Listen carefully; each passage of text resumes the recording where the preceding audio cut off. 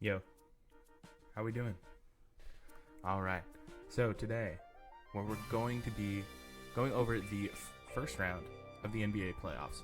I'm recording this on Saturday morning, so we know that the Celtics and the Heat will be playing each other in the first round, as well as the Thunder and the Pelicans. So we're going to start with the Eastern Conference today. We're going to start talking about the Celtics and Miami Heat. Obviously, biggest thing here is that there's no Jimmy Butler in this series. As a Celtics fan, if Jimmy Butler was in this, I might pick the Heat in 7 again. Just because I know how inconsistent the Celtics can be, regardless of how good they were in the regular season. But since there's no Jimmy Butler, we don't have to deal with playoff Jimmy this time around. I'm going to take the Celtics in 5.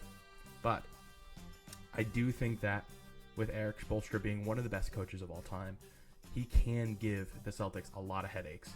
I wouldn't be surprised to see the Heat take even 2 games off the Celtics, just because of how inconsistent they are and how good of a coach Spoelstra is.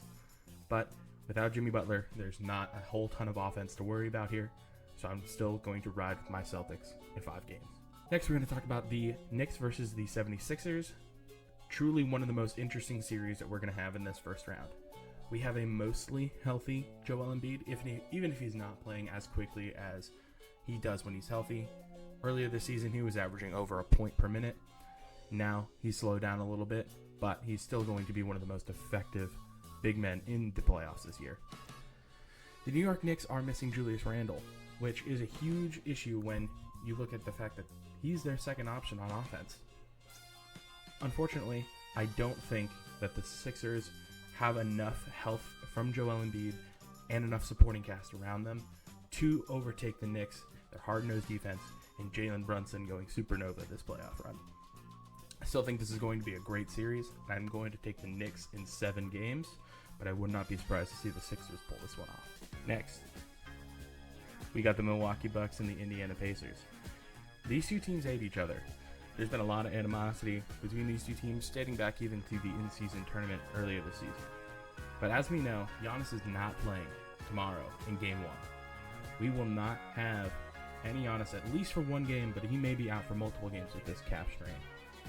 And so I find it really hard to believe that the Bucks are going to be able to make it into the paint consistently where they can score against the Indiana Pacers defense.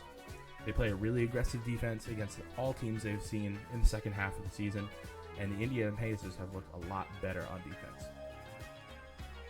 I'm going to struggle with this one, but I think I'm actually going to take Pacers in 7 games, strictly because I don't know if Giannis is going to be 100%, as we saw last year in the playoffs. If the Bucks don't have Giannis, there's not a whole lot else behind him. I think playoff Dame can definitely carry them to a win or 2, but I just don't see it happening enough with him being older to outplay the Indiana Pacers this year. I'm taking the Pacers in 7. Now, the 4-5 matchup in the Eastern Conference is, of course, the Cleveland Cavaliers and the Orlando Magic. Cleveland dodged the Sixers or the Heat in the first round by intentionally, allegedly, losing the last game of the season to the Charlotte Hornets. When you know you're trying to lose when you're running Imani Bates at point guard for an entire fourth quarter. But nevertheless, we have this 4-5 matchup. The Cavaliers have looked pretty suspect the second half of the season, even after that 20-4 stretch, the 20-4 stretch they had early in the season. They looked really good for a long time, and now they've been under 500 for months.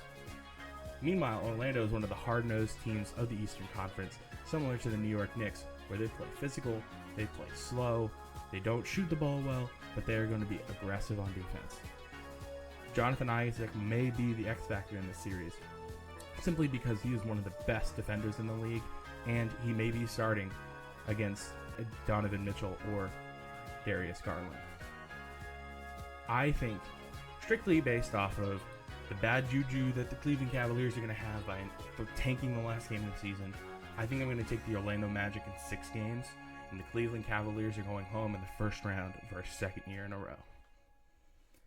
Now, let's move over to the Western Conference. We have the Oklahoma City Thunder 1 seed. First time we've been able to say that in a while, against the New Orleans Pelicans, pulling up in the 8 seed. The Pelicans played great against the Kings in that play-in elimination game, and they've looked really good even without Zion. I think CJ McCollum is going to have a great playoff series, and I really think that Jose Alvarado could give Shea fits in a 7-game series. But I don't think the Pelicans are going to have enough without Zion to take out SGA, Chet, Jay Williams, and Josh Giddey. Question mark? Anyway, I think the Thunder have too much talent just to lose to the Pelicans in this first round. I'm going to take the Thunder in 5 games. Next, the Denver Nuggets versus the Los Angeles Lakers. The second of 2 conference finals rematches from last year in this year's first round. I think the Denver Nuggets look just as good as they looked last year, and the Lakers look pretty much just as good as they did last year as well. Lakers came into the series against the Nuggets hot last year, and they are coming into this series hot as well. I just don't see the Lakers having enough to be able to beat the Nuggets this year. They might take a game. They got swept last year. It wasn't even that close. I'm taking the Nuggets in 5 games. I'm leaning to 4. I don't think the Nuggets are going to have any issues with this year's Lakers squad. And it's another lost year for LeBron James, 39 years old. Next, the 3-6 in the Western Conference is the Minnesota Timberwolves versus the Phoenix Suns. This is going to be a great series. It's going to be the second playoff series for Anthony Edwards and company. And I really think they have enough to make a deep run in this year's playoff. Phoenix Suns, they've been injured all year. Their big 3 hasn't played a ton of games together, and they look pretty okay when they do play together. I think Yusuf Nurkic could be a really sneaky X factor for the Suns in this series. If he can score at all against Cat and Rudy Gobert, there may be some trouble in Minnesota. But I'm going to take the Timberwolves pulling out this series in 6 games.